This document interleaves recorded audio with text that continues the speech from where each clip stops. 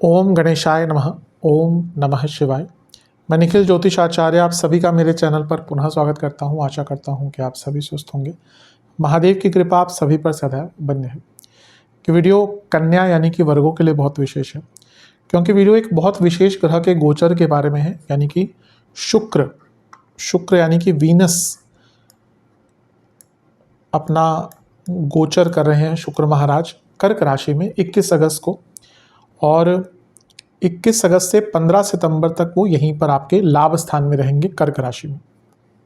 शुक्र की अगर बात करें तो ज्योतिष में अगर दो ग्रहों को नैसर्गिक शुभ ग्रह कहा गया है तो उसमें से एक शुक्र है, एक बृहस्पति है। शुक्र की विशेषता बहुत है। जहाँ पे भी आप संपन्नता देखेंगे, जहाँ पे भी आप शुभता देखेंगे, जहाँ पे भी आप भोग देखेंगे, आनंद देखेंगे, जीवन के रस देखेंगे, वहाँ पे शुक्र पाएंगे। शुक्र, मैं कई बार इसको बताता भी हूँ कि वही लोग मात्र इस जीवन का आनंद लेने के लिए आते हैं जिनके शुक्र अच्छे हैं। बाकी सब केवल एक अपने कर्म निभाने के लिए, कर्म काटने के लिए, जीवन में एक रैट रेस का हिस्सा बनने के लिए आते हैं, भेड़ चाल का हिस्सा। लेकिन शुक्र, और बहुत हद तक राहु भी, लेकिन राहु की थोड़ी सी अलग कहानी हो जाती है, लेकिन शुक्र वाला व्यक्ति अपने जीवन का आनंद लेता है। इसीलिए शुक्र का गोचर बहुत विशेष होता है। जहाँ पे भी शुभ तत्व आता है वहाँ पे शुक्र का प्रभाव आता ही है। विवाह हो, धन हो, भोग हो, ऐश्वर्य हो, लग्जरीज हो, वहाँ पे शुक्र के बिना कुछ नहीं हो सकता। इसलिए शुक्र की विशेषता बहुत है, उनके कारकत्व तो बहुत हैं। जैसे मैंने थोड़ी चीज़ें कही, प्रेम संबंध हो गया, रोमांस हो गया, इंटीमेसी हो गया।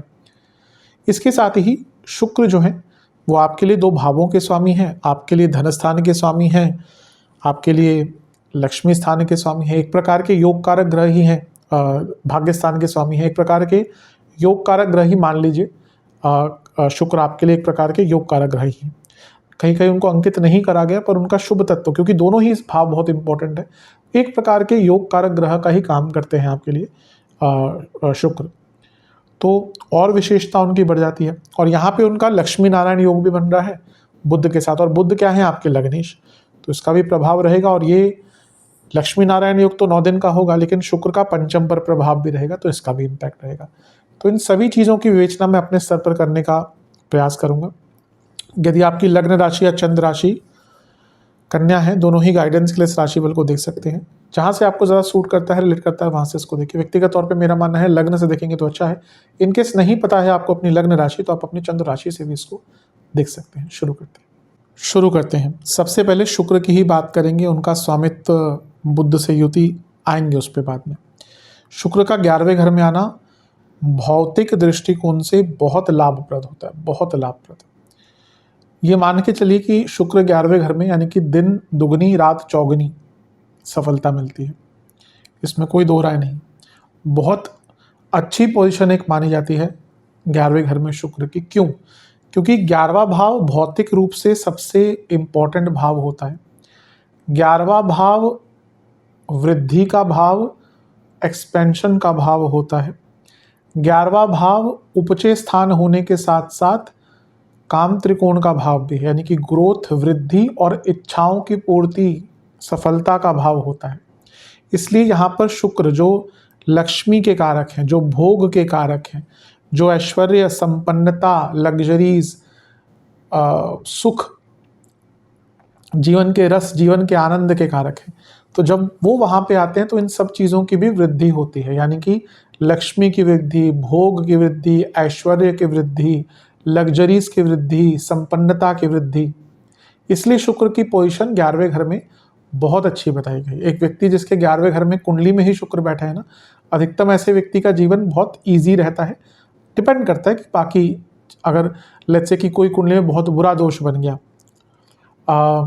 लग्न का स्वामी बहुत पीड़ित हो गया, तो फिर चीज़ें बदल जाती है। पर अगर लग्न ठीक ठाक है, कोई बहुत बुरा अरिष्ट दोष, दरिद्र दोष नहीं बना हुआ, तो फिर व्यक्ति को बहुत लाभ मिलता है जीवन में। वैसे ही शुक्र की पोजीशन 11वें घर में बहुत अच्छी होती है। यहाँ पे धन भी बढ़ेगा, वृद्धि भी होगी। शुक्र कलात्मक चीज़ों के कारक हैं, तो जब शुक्र 11वें घर में आते हैं तो व्यक्ति की कला बढ़ती है, उसकी आर्ट बढ़ती है, उसकी विद्याएं बढ़ती हैं। शुक्र रोमांस के कारक हैं, तो कपल्स के बीच में रोमांस बढ़ेगा, इंटीमेसी बढ़ेगी। पंचम से सप्तम में है, सप्तम से पंचम में है। लव लाइफ हो, रिलेशनशिप हो, मैरिड लाइफ हो, सब में आकर्षण, इंटीमेसी बढ़ने वाली है। और क्योंकि शुक्र विवाह के कारक हैं तो उनका सप्तम से पंचम में बैठना ही दिखाता है कि विवाह का योग बन जाता है। लाभ स्थान 11वां भाव बहुत इंपॉर्टेंट होता है उन लोगों के लिए जिनका विवाह नहीं हो रहा होता। कई बार मैंने ऐसी प्रेडिक्शंस दी हैं जहां पर सप्तम का कुछ इन्वॉल्वमेंट नहीं आने वाली दशा अंतरदशा में, लेकिन 11वें भाव का प्रभाव आ रहा है। अभी रिसेंटली ही, पिछले साल की ही बात है, तो उनका गोचर भी राहु का जो भी रिसेंटली हुआ, मैंने मई की ही बात उनको कही थी कि मई के आसपास विवाह का योग है आपका। लाभ स्थान पे गोचर और अंतरदशा भी कुछ ऐसे ही आ रही थी, उस पर आधारित मैंने दिया था। तो उन्होंने दोबारा कंसल्टेशन दी तो उन्होंने हाँ बताया कि अभी मई के आसपास से उनका विवाह हो गया था। तो 11वां भाव भी विवाह के लिए बहुत इंपॉर्टेंट होता है। सप्तम से त्रिकोण है, वृद्धि का भाव है, और यहाँ पे शुक्र का आना तो विवाह का भी योग बहुत अच्छा बना देता है। 11वां भाव लाभ स्थान है, तो धन कमाने के नए नए अवसर, धन कमाने के नए नए मौके आपको प्राप्त होंगे। जीवन का भोग बढ़ेगा, कुछ लग्जरीज आएंगे जीवन में। शुक्र वाहन के सेकेंडरी कारक है, तो वाहन प्राप्ति, शुक्र लग्जरीज के जैसे मैंने कारक है, और ये भाव एसेट्स का है और चौथे से अष्टम में है, तो एसेट्स अचानक से बढ़ेंगे। और अगर ऑलरेडी आपके पास कोई प्रॉपर्टी है तो उसमें कुछ ब्यूटिफिकेशन, कुछ मॉडिफिकेशन का कार्य भी कराने का मौका मिलेगा। कलात्मक चीज़ें जैसे मैंने कहा बढ़ेंगी, और कलात्मक चीज़ों में इंटरेस्ट भी आपका बहुत बढ़ जाएगा। शुक्र के अगर स्वामित्व की बात करें तो पहले तो वो धन स्थान के स्वामी है। धन स्थान के स्वामी का लाभ स्थान में आना ही अपने आप में बहुत अच्छा धन योग बनाता है। मैं कई बार बताता हूँ कि इन दोनों का मिलन अगर हो गया बहुत प्रॉपर धन योग होता है। और भी कई चीज़ें होती हैं, लेकिन ये तो बहुत बेसिक है, जो व्यक्ति देखते ही जान जाएगा कि हाँ धन स्थान का लाभ स्थान से कुछ मिलन हो रहा है, तो बहुत अच्छा एक योग बनता है। और शुक्र जो है वो आपके भाग्येश भी हैं, तो भाग्येश का लाभ स्थान में आना, एक तो धन स्थान के स्वामी है, लक्ष्मी स्थान के स्वामी और लाभ स्थान में बैठ रहे हैं, तो भाग्य भरपूर परिपूर्ण साथ देने वाला है धन प्राप्ति के लिए। ये लाभ का स्थान है, लाभ मिलेगा। ये उपचय भाव है, जीवन में गति मिलेगी। ये सफलता का भाव है, ये प्राप्ति का भाव है। तो भौतिक जीवन हो, कुछ कार्य अटक रहे हो, उन सब में यहाँ पे आपको लाभ मिलेगा। नवम भाव के स्वामी लाभ स्थान में, यानी कि भाग्य का भरपूर साथ मिलता है। जो स्टूडेंट्स हैं, हायर स्टडीज़ करते हैं, उनको बहुत लाभ मिलेगा। और कुटुंब के स्वामी लाभ स्थान में, यानी कि घर में भी पैसा आएगा, वाणी के द्वारा धन कमाएंगे। अर्थ त्रिकोण है करियर का भाव, और ये 10वें से दूसरा भाव है, यानी कि करियर में भी सफलता मिलेगी, जॉब में भी पैसा बढ़ेगा, और इवन प्रमोशन के योग भी यहाँ पर अच्छे खासे बन जाते हैं अगर वो ऑफिस में माहौल चल रहा है तो। बहुत अच्छा शुक्र का भी, तो हमने शुक्र की ही बात करी है, बहुत अच्छा रिजल्ट दिख रहा है। अब आते हैं लक्ष्मी नारायण योग पर। लक्ष्मी नारायण योग कब बनता है? बुध और जब शुक्र साथ में बैठते हैं। वैसे बुध और शुक्र आसपास ही रहते हैं, किसी भी कुंडली में उठा के देख लीजिए आसपास ही मिलेंगे, क्योंकि वो सूर्य से दूर नहीं जा सकते। अगर सूर्य आपके यहाँ पे है तो ये मान के चलिए कि बुध या तो आपको यहीं पे मिलेंगे किसी भी कुंडली में, या मैक्सिमम एक घर पीछे एक घर आगे। बुध या तो आपको सूर्य के साथ ही मिलेंगे, या मैक्सिमम 2 घर पीछे 2 घर आगे, इससे आगे पीछे नहीं जा सकते। इसलिए बुध और शुक्र आसपास ही रहते हैं, और उनकी युति भी होती रहती है साल में। यहाँ पे उनकी युति बहुत अच्छे स्थान में और एक सौम्य राशि में हो रही है। तो लक्ष्मी नारायण योग का लाभ स्थान में बनना, पैसा तो आएगा ही, लक्ष्मी नारायण नाम ही है, लेकिन ये जब लक्ष्मी नारायण योग बन गया, यानी कि कुछ लॉन्ग टर्म धन कमाने का मौका। ये कोई शॉर्ट आउटबर्स्ट नहीं होगा पैसे का, यहाँ पे कुछ ऐसा करने का मौका मिलेगा कि बड़े लेवल पर आपको धन कमाने के अवसर, और कॉन्सिस्टेंट अवसर, स्टेबल अवसर, यानी कि जो कॉन्टिन्यूस वे में आपको लाभ देंगे। और यहाँ पे अगर हम बात करें तो शुक्र, हमने शुरू में कहा था कि धनेश और भाग्येश हैं। बुध तो आपके लग्नेश हैं और कर्मेश हैं, और उनका लाभ स्थान में बैठना, और आपके एक प्रकार के शुक्र को मान लीजिए आपके योग कारक है। जैसे मैं मीन के लिए मंगल को योग कारक कहता हूँ, भले ही पुस्तकों में नहीं दिया, लेकिन वैसे ही कन्या के लिए शुक्र भी योग कारक ग्रह का ही काम करते हैं। तो यहाँ पे अगर हम बात करें, बहुत शुभ ये रिजल्ट है। कई काम पूर्ण होंगे, कई अटके काम पूर्ण होंगे। जॉब चली गई थी तो दोबारा जॉब मिलने का योग है। बिजनेस स्टार्ट करने के लिए बहुत अच्छा है। बिजनेस में बाधाओं को दूर करने के लिए बहुत अच्छा है, अपने इनकम के सोर्सेस को बढ़ाने के लिए बहुत अच्छा है।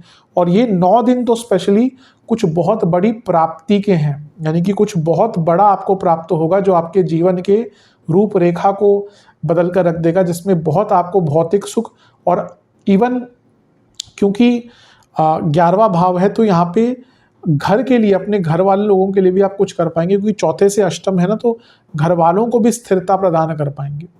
बहुत अच्छा रिजल्ट है। और ये दोनों जब साथ में होते तो क्रिएटिविटी भी बढ़ती है।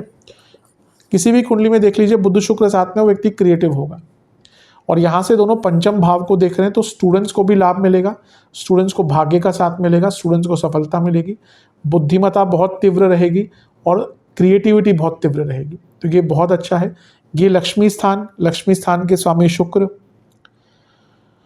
11वें भाव में बैठे शुक्र, धन स्थान के स्वामी शुक्र, लग्नेश के साथ बैठे हैं सब, और ये पंचम को देख रहे हैं। यकीन मानिए धन प्राप्ति के लिए तो ये इतना सुनहरा मौका होगा ना कि कोई इसमें दो राय है ही नहीं। करियर हो, जीवन हो, हर चीज़ में सफलता का योग आपके लिए बन रहा है। और इवन स्पेकुलेटिव मार्केट्स हो उसके लिए अच्छा है, नया रिलेशनशिप स्टार्ट करना हो उसके लिए बहुत अच्छा है। और वैवाहिक जीवन में भी अगर कुछ कष्ट आ रहे थे, सप्तम से त्रिकोण में बैठे हैं तो वैवाहिक जीवन की अभी शनि सप्तम में गोचर करें तो प्रॉब्लम्स आ रही होंगी, लेकिन ये एक महीना है या कहिए 9 दिन का टाइम है जहाँ पे अपनी दोनों के बीच में जो प्रॉब्लम्स आपके आ रही है उनका निवारण का आपको अवसर मिलेगा। और इवन रिलेशनशिप में भी जो दिक्कतें आ रही थी उनमें भी सॉल्व करने का अवसर मिलेगा। और 11वें घर में शुक्र का आना, जैसे मैंने कहा था, एसेट्स बढ़ाते हैं। बुध भी क्योंकि साथ में बैठे हैं तो एसेट्स बढ़ेंगे। और अगर प्रॉपर्टी को लेकर या पैसों को लेकर, वाहन को लेकर कुछ लिखा पढ़ी के काम अटक रहे थे वो भी पूर्ण होंगे।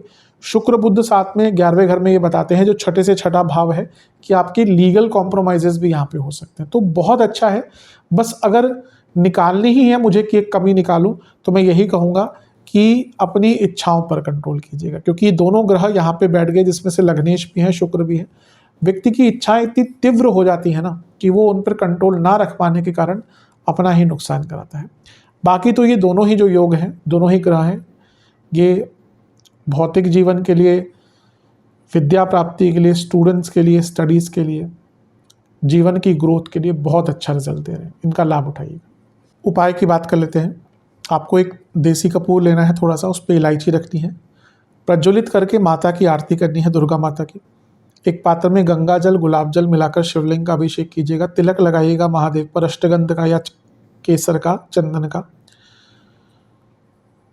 किसी भी मिष्ठान का भोग लगाइएगा कि घी का दिया अर्पण कीजिएगा। ओम नमः शिवाय का 108 बार जाप कीजिएगा। और शुक्र देवता का एक मंत्र है ओम दैत्य गुरुवे नमः, इस मंत्र का 108 बार जाप कीजिएगा। आशा करता हूँ वीडियो काम आएगी। चैनल पर नए हैं सब्सक्राइब कीजिए, वीडियो को लाइक कीजिए। मिलता हूँ आप सभी से अगली वीडियो में, तब तक के लिए ओम नमः शिवाय।